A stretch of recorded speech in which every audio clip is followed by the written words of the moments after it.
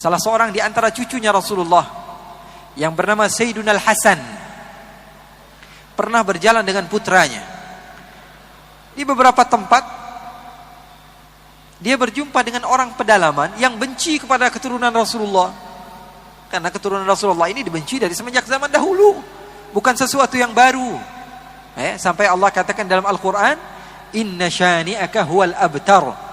Sesungguhnya orang yang mengatakan kamu tidak memiliki keturunan, wahai Muhammad, dialah yang tidak memiliki keturunan. Padahal ada di dalam Al-Quran. Loh, memangnya keturunan Nabi masih ada? Ada saja yang bertanya seperti itu. Kalau di dalam Musnad Al-Imam Ahmad bin Hanbal, Nabi Muhammad bercerita bahwa Imam Mahdi nanti di akhir zaman akan diutus oleh Allah Subhanahu wa ta'ala sebagai penyelamat kepada umat. Kata Rasul, dan dia dari keturunan saya. Sekarang pakai akal.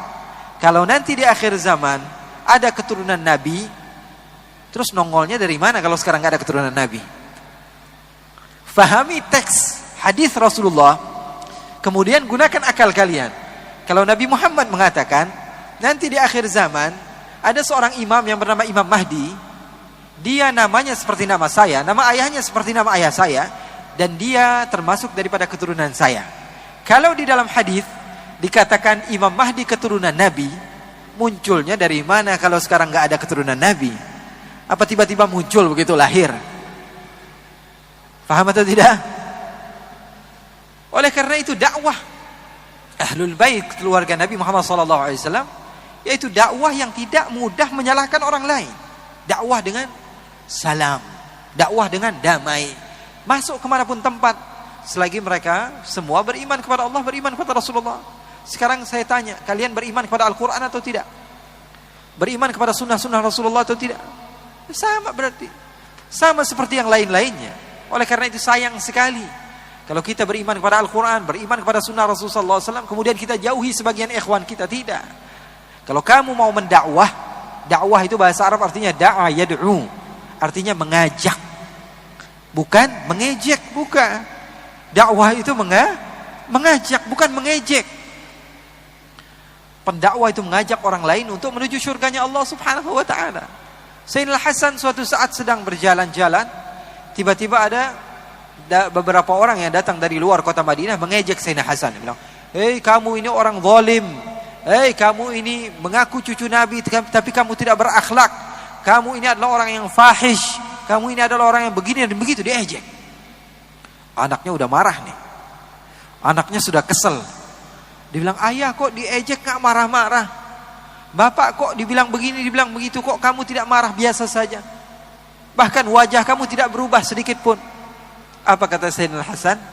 Beliau mengatakan, "Saya pengen jawab, tapi kakek moyang saya dari semenjak dahulu tidak mengajarkan saya cara untuk berkata-kata kotor, sehingga saya tidak tahu kata-kata kotor. Untuk mengatakan sesuatu yang kotor saya tidak tahu, karena saya tidak diajarkan oleh orang tua saya." Subhanallah. Apakah sudah tidak ada orang yang seperti itu? Ada, cuma mata kita saja dipenuhi dengan suudzon. Banyak. Orang yang dekat dengan Allah itu masih banyak. Bahkan beberapa daripada guru saya bercerita, sebagian orang-orang pedalaman di Hadramaut sana bertanya, "Masa sih di dunia ini ada orang yang ghibah?" Saya nggak percaya katanya. Ada orang yang mengumpat orang lain dari belakang. Saya nggak percaya. Pasti di dunia tidak ada. Orang yang seperti itu masih ada loh. Cuman karena memang lingkungan kita saja. Lingkungan kita ini apa? Lingkungan segala sesuatu diupdate. Orang yang salah sedikit dikatakan begini dan begitu dan lain sebagainya. Enggak.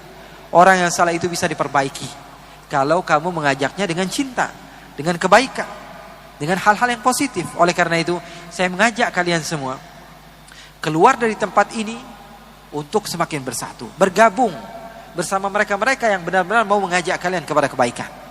InsyaAllah Allah Subhanahu wa ta'ala kumpulkan kita juga nanti di hari kiamat bersama Nabi besar Muhammad sallallahu alaihi wasallam. Nabi Isa alaihi salatu wassalam, satu kisah yang menarik. Kalian pegang, kalian ajarkan kepada keluarga kalian, jangan kalian lupakan.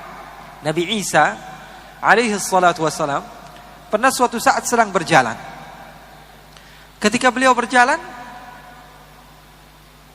Tiba-tiba ada sebagian orang yang mengejek Nabi Isa. Dikatakan, wahai Isa, kamu ini penjahat. Wahai Isa, kamu ini perusak dunia. Wahai Isa, kamu ini adalah orang yang tidak benar. Nabi Isa tersenyum dan mengatakan apa? Jazakumullahu khaira. Terima kasih banyak, semoga Allah membalas kamu. Dia ejek lagi, kamu pembohong. Wahai Isa, kamu pendusta. Ingat kisah ini, ajarkan kepada keluarga kalian. Bagaimana Nabi Isa ketika diejek? Nabi Isa dikatakan, kamu pembohong, kamu pendusta, kamu adalah pemecah belah umat. Apa kata Nabi Isa? Jazakumullah khaira. Hawariyun, pengikut Nabi Isa, bingung. Wahai guruku, kenapa kok kamu diejek? Kamu jawabnya jazakumullah khairan, semoga Allah membalas kebaikan. Apa kata Nabi Isa? Huwa yukhriju ma induh wa ana ukhriju ma indi. Apa kata Nabi Isa? Dia ini, orang-orang yang jahat ini, dia mengeluarkan apa yang ada di hatinya. Hatinya kotoran semua, yang keluar dari lidahnya apa? Kotoran juga. Saya cari-cari di hati saya, kotoran ada atau tidak? Tidak keluar dari hati saya kecuali apa? Jazakumullah khairan. Maka itulah yang keluar dari lidah saya. Paham atau tidak? Jadi lisan kalian menunjukkan watak kalian. Tulisan kalian menunjukkan hati kalian. Semakin kotor kata-kata yang kalian keluarkan, semakin menunjukkan kapasitas hati kalian di dalam keimanan kepada Allah Subhanahu wa taala. Terkadang kita bingung. Saya ini pernah berdakwah di satu kota di Malaysia namanya Melaka. Di situ saya sudah berdakwah bertahun-tahun. Di satu waktu ada di satu masjid saya harusnya khutbah Jumat. Tiba-tiba foto saya dari atas diturunkan sebagian orang yang mengaku mengikut sunnah, mengikut hadis, mengikut Al-Quran. Dia katakan ini Habib tidak sesuai dengan Al-Quran dan sunnah. Padahal yang saya dakwahkan adalah Al-Quran dan sunnah. Maka saya bersedih. Saya berdakwah di Indonesia di beberapa tempat, di Kalimantan, di Sumatera, di Sulawesi, bahkan sampai ke Papua. Berdakwah di Malaysia, di Brunei, di Singapura, di Hong Kong, di Turki, Australia, di New Zealand, di beberapa tempat di Eropa dan di Asia. Saya tidak pernah diusir. Tapi baru kali itu di Melaka, di Malaysia, di tempat di mana saya pertama kali membuat organisasi besar. Dan di sana ramai pengikut saya diturunkan foto saya. Maka saya bersedih. Saya mengadu kepada guru saya. Karena seseorang kalau mau sukses harus memiliki guru. Tidak ada orang yang sukses tanpa guru, nggak ada. Langsung ikut Al-Quran, ikut sunnah, nggak ada.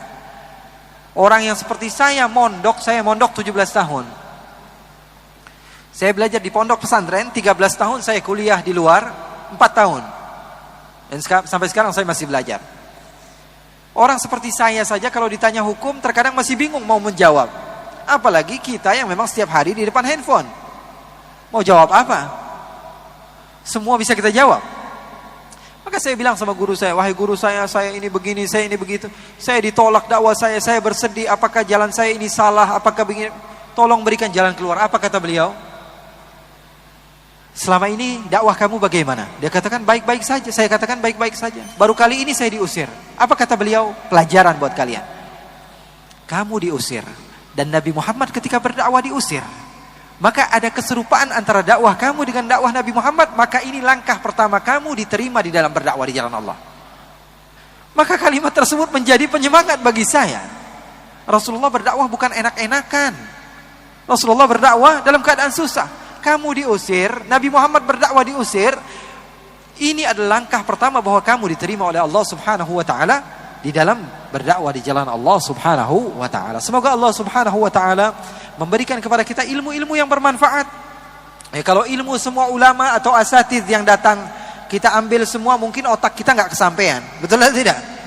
Ini paling berapa MB nih otak kita ini.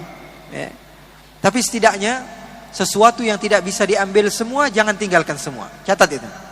Segala sesuatu yang tidak bisa diambil semua, jangan tinggalkan semua. Semuanya susah.